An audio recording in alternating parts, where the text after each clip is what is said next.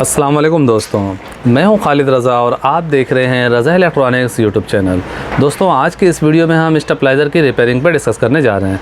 यहां पे हमारे पास 5 रिले ऑटोमेटिक वोल्टेज स्टेबलाइज़र है और इसमें ये मसला है कि इसका जो आउटपुट है वो ऑन नहीं हो रहा है। यहाँ पर देखें, मैं इसे प्लग इन करने जा रहा हूँ। ये देखें, हमने इसे ऑन कर दिया है और यहाँ पे ये ब्रेकर भी ऑन है। हम इसे दोबारा से ऑन ऑफ़ करते हैं। नॉर्मल हालात में जब हम इसे ऑन करते हैं तो 3 मिनट के बाद हमारा आउटपुट का मीटर भी ऑन हो जाता है और पीछे सॉकेट में भी सप्लाई चली जाती है। मिसाल के तौर पे अगर हमें आउटपुट में डिले नहीं चाहिए तो यहाँ पे एक अलग से बटन दिया गया है। जब हम इस बटन को प्रेस करेंगे तो हमारा आउटपुट का जो मीटर है वो ऑन हो जाएगा और हमारे सॉकेट में भी सप्लाई चली जाएगी।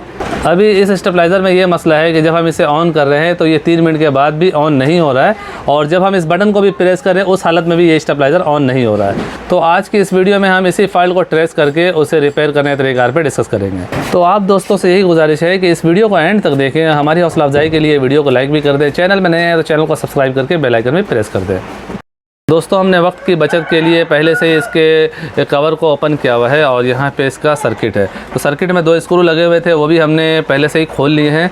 और यहाँ पे जब ऐसा कोई मसला हो तो सबसे पहले हमें क्या देखना चाहिए, इस पर पहले भी मैंने वीडियो बनाया हुआ है।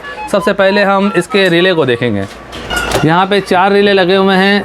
3 रिले स्टेप अप का है। इसके अलावा जो है एक रिले जो यहाँ पे अलग से सर्किट दिया गया है, ये अवर वोल्ट का है।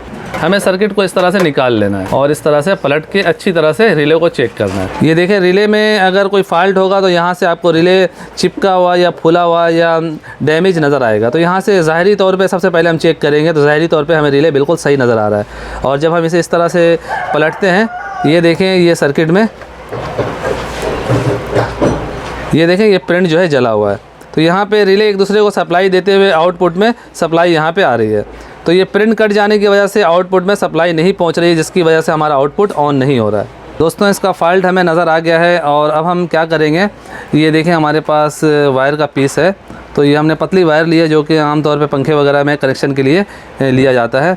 तो इस वायर को हमें यहाँ पे इस तरह से बतौर जंपर लगा देना है।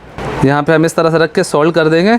बस ये इतना सा काम है और हमारा स्टेबलाइज़र जो है ठीक हो जाएगा। दोस्तों, कभी वोल्टेज तेज़ होने की वजह से फ्रिज के एम्पेयर बढ़ जाते हैं, फ्रिज का लोड बढ़ जाता है, जिसकी वजह से इसके प्रिंट पे असर आता है और यहाँ से सप्लाई गुजर रही होती है। इसकी कैपेसिटी से ज़्यादा करंट गुजरने की वजह से ये प्रिंट जो है वो ख़राब हो चुका है। तो अब हम इसमें जंपर लगाने जा रहे हैं।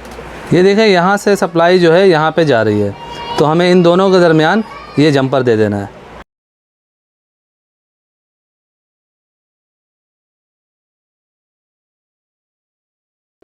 स्टेबलाइज़र की रिपेयरिंग जो है वो मुकम्मल हो चुकी है और मेरे ख़्याल में स्टेबलाइज़र दुरुस्त हो चुका है। अब हम इसे चेक करने जा रहे हैं। हमने इसका प्लग इन कर दिया है और हम इसे इस तरह से ऑन करेंगे और जब हम इस बटन को प्रेस करेंगे तो 3 मिनट के डिले के बगैर ही डायरेक्ट ऑन हो जाता है। अगर हम इस बटन को प्रेस नहीं करेंगे तो नॉर्मल हालात में 3 मिनट के बाद आउटपुट में सप्लाई जाएगी। हमने यहाँ पर एक बल्ब भी लगा दिया है और अब हम इसे दोबारा से ऑन करेंगे। सो फाइनली दोस्तों, मेरी आज की ये वीडियो यहीं तक थी। वीडियो के बारे में कमेंट सेक्शन में अपनी कीमती राय ज़रूर दीजिएगा। वीडियो को लाइक भी कर दीजिएगा, दोस्तों को भी शेयर कीजिएगा। चैनल में नए हैं तो चैनल को सब्सक्राइब करके बेल आइकन में प्रेस कर दीजिएगा। अपना और अपने प्यारों का बहुत सा ख्याल रखिएगा, दुआ में याद रखिएगा। मिलते हैं नेक्स्ट वीडियो में। अल्लाह हाफिज़।